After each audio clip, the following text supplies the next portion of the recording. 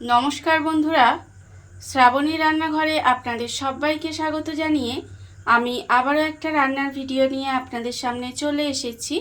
आजकेर आमी आपनादेर डाल पोस्त बानिये देखाबो। आशा करी आपनादेर भालो लागबे। तार जोन्नो किन्तु आमार पुरो भिडियोटा आपनादेर देखते हबे। आर देखा शुरू करार आगे एकटा लाइक देबेन, सुंदर एकटा कमेंट करबेन और शेयर करते भूलबेन ना।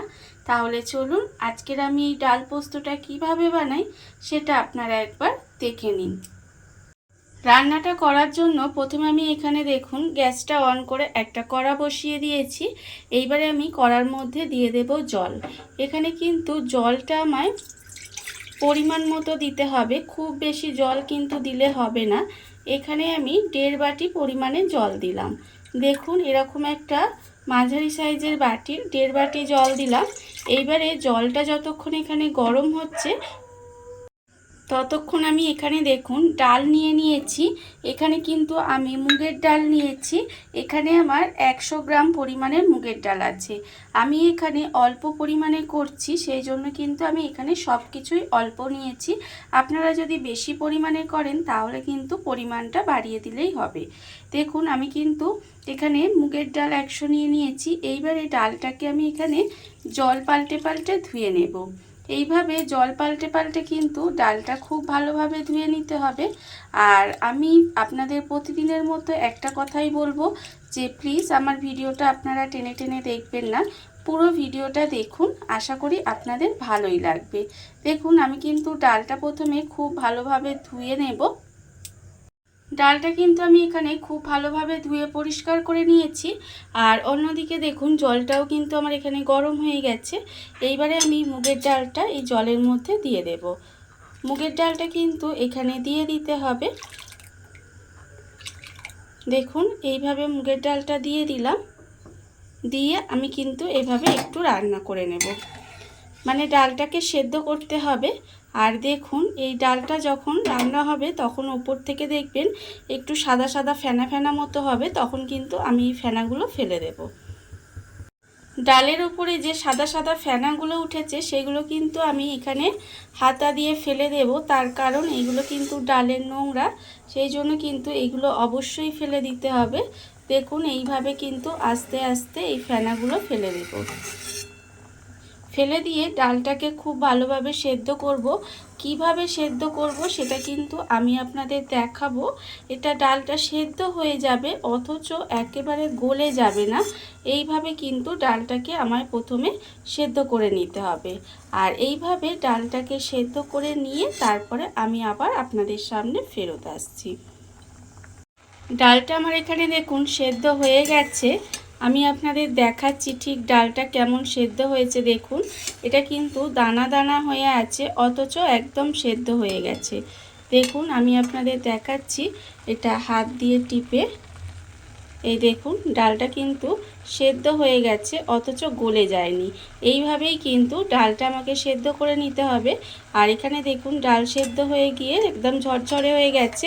এইবারে আমি এটাকে আলাদা জায়গায় তুলে রেখে দেব।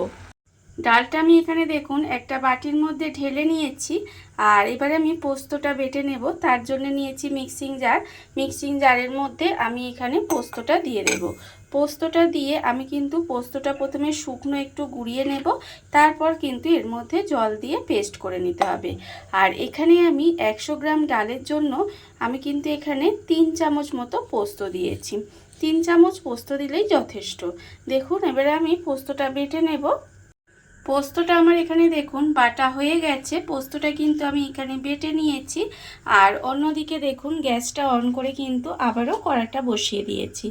এবারে আমি কড়ার মধ্যে দেব সর্ষের তেল। রান্নাটা কিন্তু আমি এখানে সর্ষের তেলে করব। আর আপনারাও চেষ্টা করবেন সর্ষের তেলে করার, তাহলে কি হবে রান্নাটা কিন্তু খেতে বেশি ভালো লাগবে। দেখুন আমার কিন্তু এখানে সর্ষের তেল দিয়ে দিয়েছি। এবারে তেলটা কিন্তু একটু গরম হতে দিতে হবে। আর দেখুন তেলও কিন্তু আমার এখানে প্রায় গরম হয়ে গেছে। এইবারে আমি দেখুন এবারে তেলের মধ্যে আমি দিয়ে দেব প্রথমে কালো জিরে। এখানে কিন্তু আমি হাফ চামচ মতো একটু কালো জিরে ফোড়ন দিলাম। দিয়ে কালো জিরেটাকে একটু তেলের মধ্যে নেড়ে নেব। এইভাবে কিন্তু কালো জিরেটাকে একটু তেলের মধ্যে নেড়ে নিতে হবে। দেখুন কালো জিরেটা যখন এইভাবে একটু ভাজা ভাজা হয়ে যাবে তখন আমি এর মধ্যে দিয়ে দেব পেঁয়াজ কুচি। এখানে আমি 100 ডালের জন্য দুটো ছোট সাইজের পেঁয়াজ এইভাবে একটু কুচি করে রেখেছি। সেই পেঁয়াজটা কিন্তু আমি এখানে দিয়ে দিলাম। পেঁয়াজটা দিয়ে এবারে পেঁয়াজটাকে প্রথমে খুব ভালোভাবে ভেজে নেব। পেঁয়াজটা কিন্তু প্রথমে খুব ভালোভাবে ভেজে নিতে হবে। আমরা সাধারণত কি করি, ডাল পোস্ত আলাদা আলাদা করি। এইভাবে আপনারা যদি ডাল পোস্ত একবার বানান তাহলে দেখবেন গরম ভাত দিয়ে খেতে কিন্তু ভীষণ ভালো লাগে। আর গরম ভাতে এই ডাল পোস্ত থাকলে আর কিন্তু কিছুই লাগবে না। এইভাবে আপনারা একদিন বানিয়ে খেয়ে দেখবেন, আশা করি আপনাদের ভালো লাগবে। দেখুন এবারে কিন্তু পেঁয়াজটাকে আমার খুব ভালোভাবে প্রথমে ভেজে নিতে হবে। পেঁয়াজটা দেখুন এখানে কিন্তু ভালোভাবে ভাজা হয়ে গেছে। পেঁয়াজটা আমি এখানে ভালোভাবে ভেজে নিয়েছি। এইবারে আমি এর মধ্যে দিয়ে দেব পোস্তটা। এখানে যে পোস্তটা আমি বেটে রেখেছিলাম সেই পোস্তটা কিন্তু আমি এখানে দিয়ে দিলাম। আর আমি এখানে দিয়ে দেব, দেখুন মিক্সিটা ধুয়ে একটু জল দেব। মিক্সিটা ধুয়ে আমি এর মধ্যে অল্প একটু জল দিয়ে দিলাম। দিয়ে এবারে পোস্তটাকে কিন্তু পেঁয়াজের সঙ্গে মিশিয়ে একটু ভাজা ভাজা করে নেব।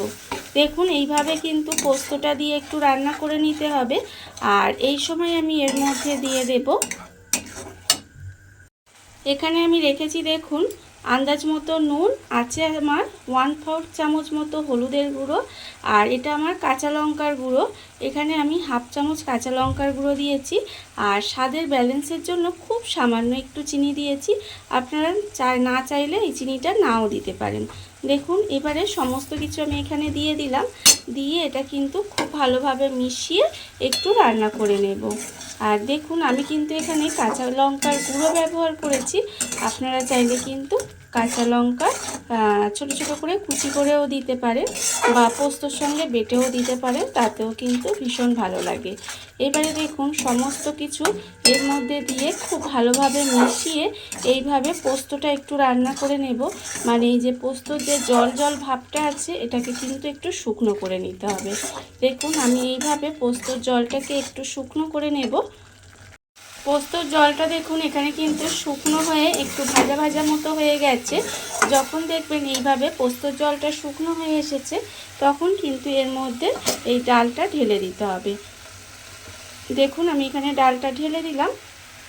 দিয়ে এবার খুব ভালোভাবে একটু মিশিয়ে দেব।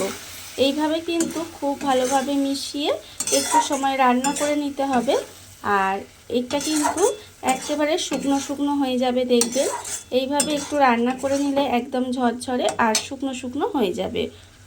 ডালটা আমার এখানে দেখুন একদম কিন্তু শুকনো শুকনো হয়ে গেছে। আর এটা কিন্তু ঠান্ডা হলে আরেকটু ঝরঝরে হয়ে যাবে। দেখুন রান্না কিন্তু আমার এখানে একেবারে হয়ে গেছে। এইবারে আমি নামানোর আগে এর মধ্যে দিয়ে দেব ওপর থেকে কাঁচা সর্ষের তেল।